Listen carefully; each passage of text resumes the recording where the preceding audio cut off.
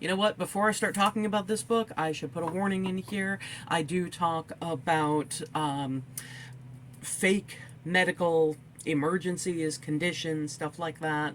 I do talk about suicide, and I do talk about abuse. So if this is something that is going to trigger you or that you would rather skip, I'll see you next time. Otherwise, enjoy.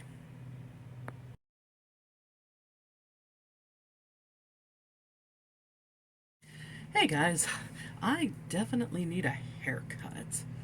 I can see these used to be bangs, and now they are like an acceptable hair length. And then I've got the rest of this back here that is down like, oh, that is like a good, I don't know, 3 or 4 inches past the camera. Maybe that's 5 inches. I don't know. I don't know what measurements are. I'm horrible at judging distances and stuff like that. Ask me how far away something is when it's a matter of feet, and I'll just be like, ah. Anyway, yeah, definitely gonna get my hair cut before I go to AwesomeCon, because I want my hair to look at least somewhat stylish. Maybe see if I can pull that off. Anyway, so I said that I was going to talk about this in my last video. Darling Rose Gold by Stephanie Wrobel. Wrobel? W-R-O-B-E-L. However you would pronounce that. Anyway, so the blurb says, for the first 18 years of her life, Rose Gold Watts believed she was seriously ill. She was allergic to everything, used a wheelchair, and practically lived at the hospital. Neighbors did all they could, holding fundraisers and offering shoulders to cry on. But no matter how many doctors, tests, or surgeries, no one could figure out what was wrong with Rose Gold. Turns out her mom, Patty Watts, was just a really good liar. After serving 5 years in prison, Patty gets out with nowhere to go and begs her daughter to take her in. The entire community is shocked when Rose Gold says yes. Patty insists all she wants is to reconcile their differences. She says she has forgiven Rose Gold for turning her in and testifying against her. But Rose Gold knows her mother. Patty Watts always settles a score. Unfortunately for Patty, Rose Gold is no longer her weak little darling, and she has waited such a long time for her mother to come home. So, it alternates in chapters between Patty, the mother, and Rose Gold, the daughter.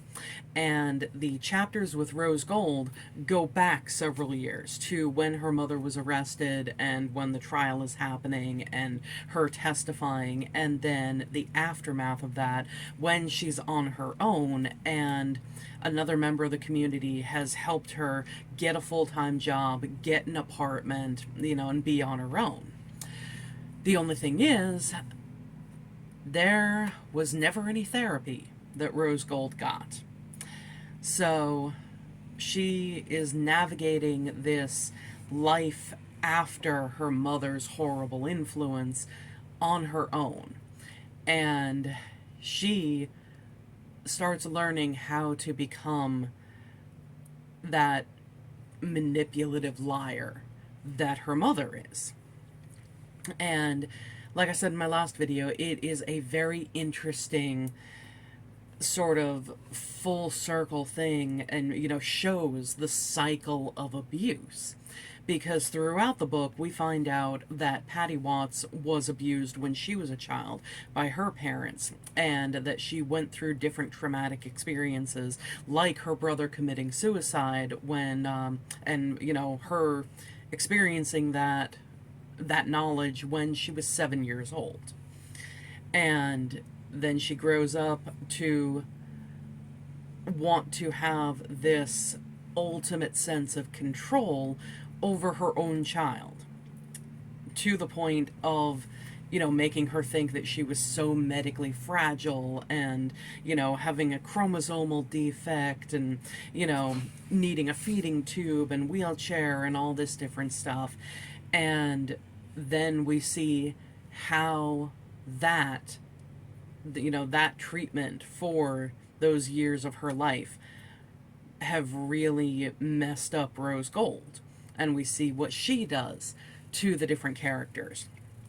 Because there is a portion of the book where she was always told by her mother that her father was a drug addict who overdosed when, when Patty was still pregnant with Rose Gold. And it's after the trial, Rose Gold is working her job, and this guy comes in and he starts talking to her and he says, "I think I'm your father." And he proves it. They wind up, he says to her, "Can we meet, after you're off your shift?" And she accepts. They go out to dinner. He tells her, all the stuff about how he and Patty met, and basically how he was only something like 22, 23 at the time, and finds out that Patty had sabotaged the birth control so that she would get pregnant. And being a 22-year-old, knowing that Patty was, I think, like 30 at the time, something like that, knowing that they were in two different places in their lives, that he did not want to be bogged down with the responsibilities of having a child and all of that, he wanted to escape. And there are different moral issues with that. Some people will say, "Oh, you're the father, you should stay no matter what, it takes two people to have a baby." True, but then at the same time, she manipulated him because she sabotaged her birth control. When, which is shown in the book. Like, it comes directly out of her mouth. "Yeah, I did this. I wanted to get pregnant. There we go." But anyway, Patty basically tells him, "All right, well, if you send X amount in child support each month, then fine. You can walk away, no strings attached." And so as the course of the two of them getting to know one another goes on, he was upfront with her immediately, told her that he has a family, he's got a wife, he's got 3 kids. And, Rose Gold obviously has a desire to belong somewhere. She wants to have a family to fit into. And she tries to fit into this one. And unfortunately, it doesn't work well. And she ends up telling different lies to this family to gain their sympathy, to try to get an invite to a summer trip that they're going on. And then the summer trip, doesn't work out. Her father tells her, "Look, I need this trip for just, me and my family. Like, we can talk later." And then after the trip, he basically tells her, "I need space." Well, 5 months later, she appears at a soccer game of one of their kids, and the parents are upset. And they're like, "What are you doing here? How dare you show up here?"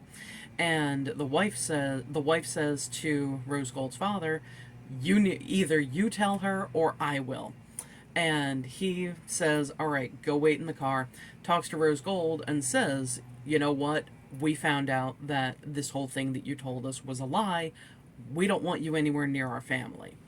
And again, it just speaks to the cycle of abuse and what happens to your mind when you go through something like that, that Rose Gold doesn't actually accept true responsibility for her actions there.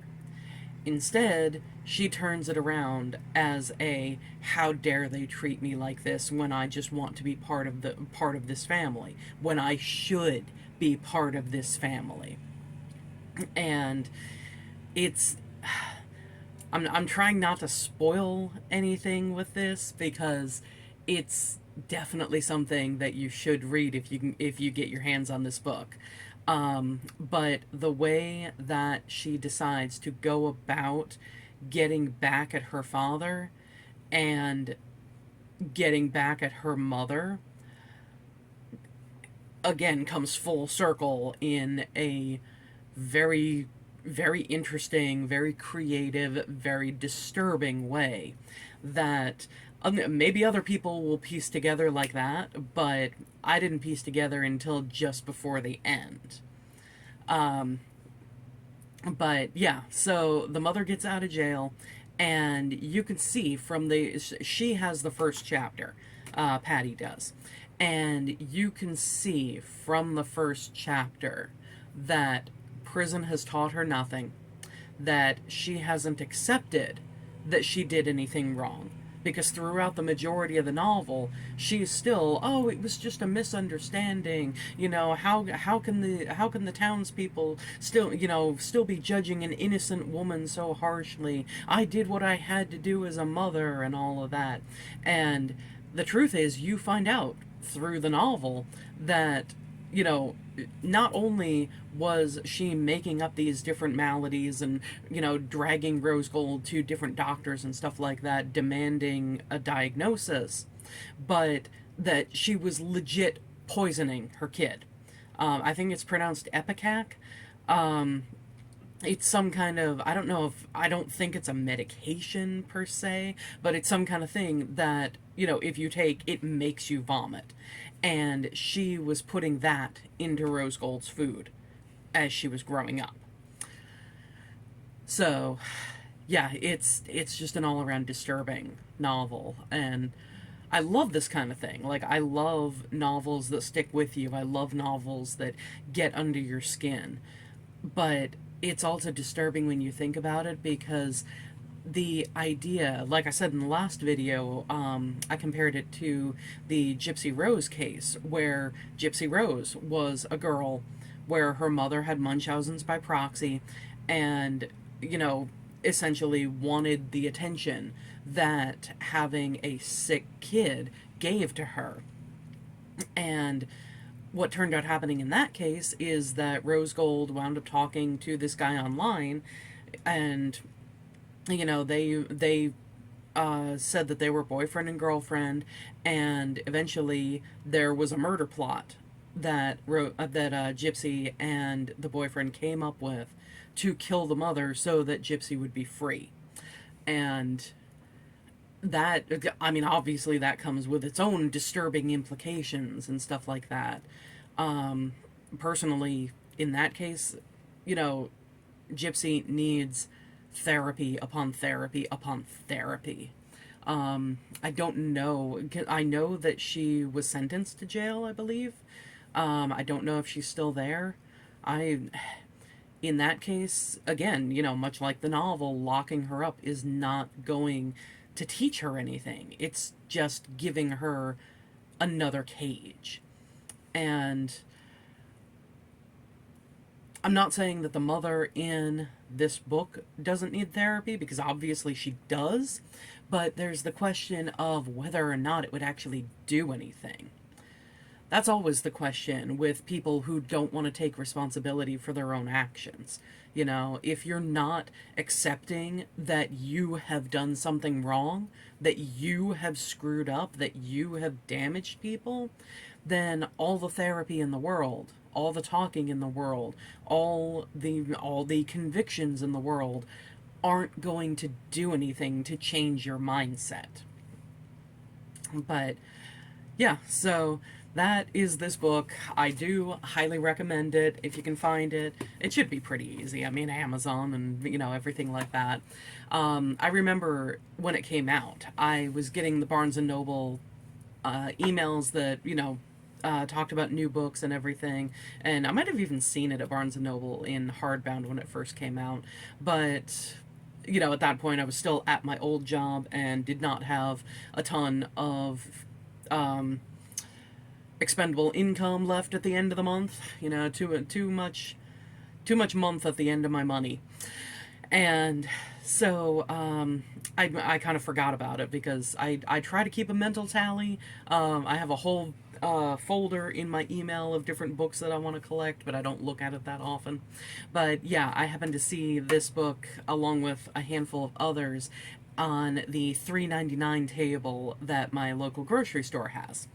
And I was like, oh yeah, I wanted to buy this.